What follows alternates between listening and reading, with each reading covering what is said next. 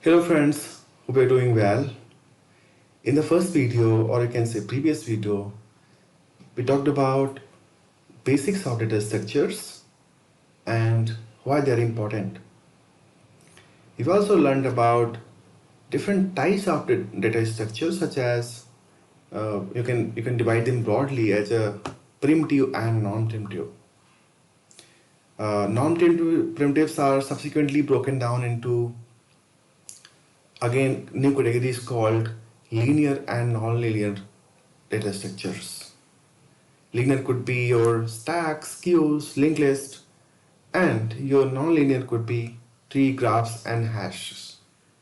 They're just a primary, I would say, uh, data structure of linear and non-linear. I just kind of brought in, but there could be, more categories.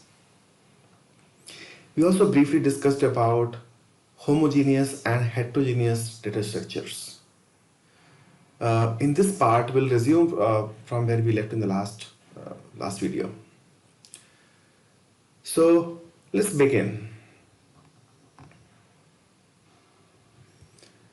So in the previous video, we just touched upon it on what is homogeneous and heterogeneous.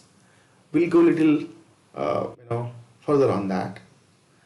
So homogeneous, as in the name suggests, that it will store or it has capability to store data of same data type.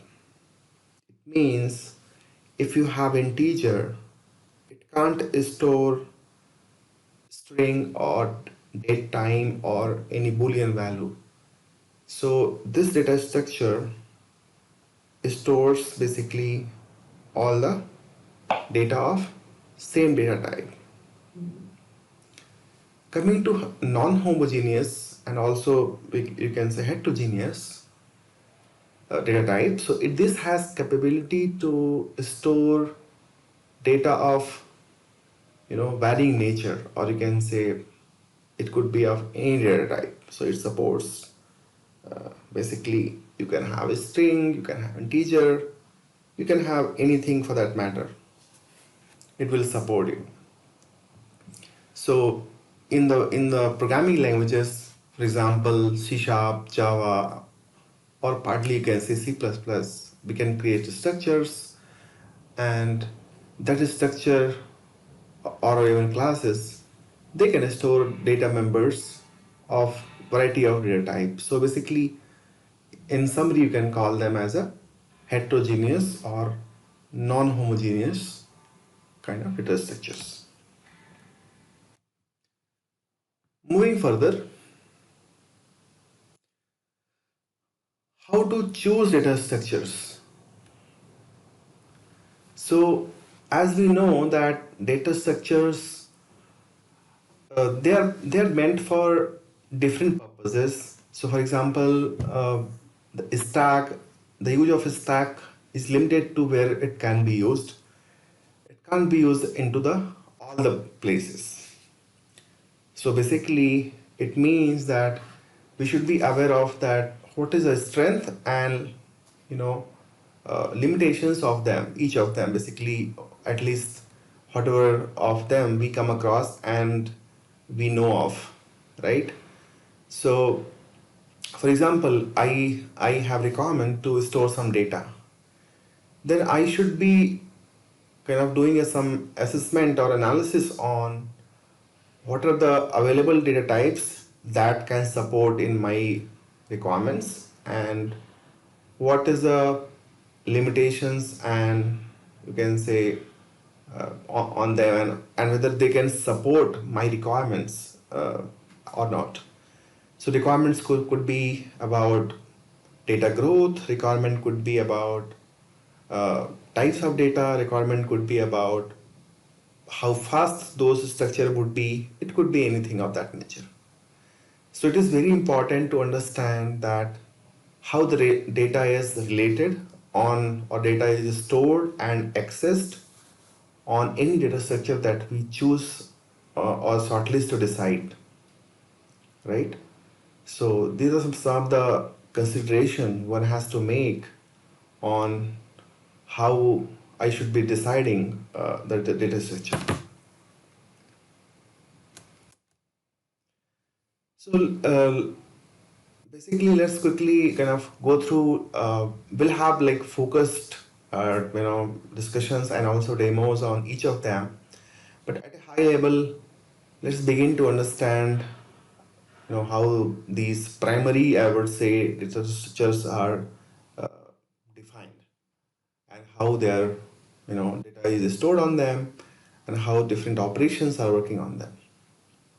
So as a stack, let's start with the stack that is most commonly used data structure. So as you can see in the screen, it is like a box with one side is open. So as you can see that as the data goes, it's keep stacked, and basically if you want to take out the data that is stored last would be coming first. So it's like last in first out, or in short we call it LIFO. So in this operation, if we were to insert, it will be like from top. If we want to remove, again it would be from top. We call it insert operation as push, and remove operation or delete operation as a pop. The other nomenclature that are associated with this type. So if somebody is talking, I want to push the data, so you should be kind of getting a sense that the person is talking about inserting, or same as goes with the pop. Top. Top is another operations that comes into this uh, data structure. So top is basically somebody is trying to access the top element. So in this case, as a diagram, you can see the data 4 is, if you put a top operation, it will give you back data 4. And empty could be other operations on them. So empty basically cleaning up. So it will clean up all the data that is out there in the stack. Okay. Moving on to queues. So queue, as the name suggests, queue is like open from both ends, right? You can imagine any queue that you see in normal life as well. So it is not like box. It is like both ends, right? People, when they come, they come, they join the, of course, the last the person, and when somebody wants to go out, the person who came first generally goes out. So it's like, you can say, last in, last out. So who came last, the person will be going last as well. So that is, or you can say the first in first out also. The person who came first would go first in the queue. So in this structure, we call it insert and delete again differently. So when we want to insert, we call it in queue. When we are deleting it, we call it DQ. Front is, of course, front is as if we had a top in case of stack. Here we call it front. So it will give you the, as you can see in the diagram, the front will give you data 1 as a data in this stack. So again, there are some other, I would say, variations of queues that we'll be talking when we'll go to the queue, and we'll try to this, try to also look into the implementation of it. We'll discuss on other variations of it, for example, priority queues. But for now, this is good enough. Moving on to list. So list is basically, the major gain, or you can say one of the main benefit of list is that it is flexible.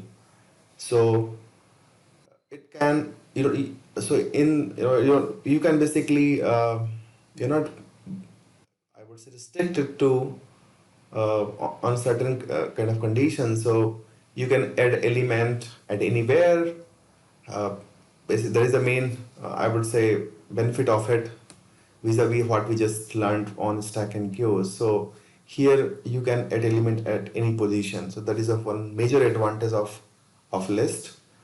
Uh, Again, it supports operations such as insert, delete. Of course, you can access is a major again, so you can access it, any variable that has to be there. So these are major operations like any other data structure it supports. But as I said, the major benefit of this is that it allows changes to be done at any place. How we'll kind of look into once we reach to when we're talking about list in detail. We also call this list as a linked list because these elements are basically linked. We'll discuss in detail once we talk about lists that how these two boxes are.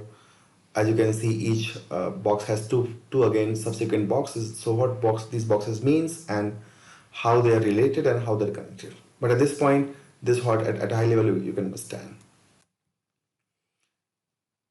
Coming to trees, so tree, if you recall, tree falls into the category of non-linear data structures. So why it is non-linear? Because if you look at these three, what is the one common sense, or you can say common point that you can think about? Yeah. So the common point is that if you can see, they are in kind of sequence. Stack is in sequence, queue is in kind of sequence, and even list is also more or less sequence. However, in trees, it is not the case. It is a different type of data structure. It is like as the tree, you can relate to the real world trees that one has root and then it has different, is goes further and lot many branches comes in and things like that. So this tree is also in principle it is no different. It is also has roots and subsequent branches. So, or you can say in language that commonly used called nodes. So basically, it has different nodes. Uh, for example, in this case, so it is like subsequently has different nodes. So again, it is like a hierarchical structure as you can see. It has different uses. For example, if I talk about folder and file structure, you just click and you get further files and folders again. So you can try to relate that when we click on any folder in computer, and it again opens up a new files and folders and so on. So you can try relating that with a tree. So that is a one example that we generally use on day to day on that. Of course, when we go into trees, it has different kind of trees again, whether it's like binary tree or AVL tree. When we go to this tree, we'll discuss in detail. But for now, this is sort of at a high level. Coming to graph, so graph is basically again a non-linear data structure. It is you can understand them as we call it edges and vertices. So vertices are like, as you can see, different points A, F, B, G, like that, and edges are like if you mix two vertices and you put them together, so those are the edges. So they are interconnected and they are like there are different algos that comes in when we discuss in detail, shortest path and things like that. The real world example could be Google Maps or any other maps. They generally use some of the graphs algorithm under the hood uh, to find out that from location A to B, which would be my shortest path. So at this point, this is what it is. We'll discuss in detail once we reach to that point. How to determine the complexity of that?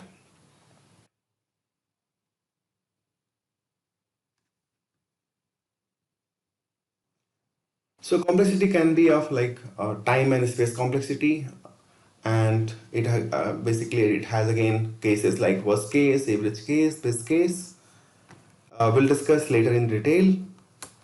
And coming to uh, yeah, uh, coming to basically references, you can just go through this one. You will find more details. This is pretty bit about me, and you will know more about me as we discuss further. Thank you.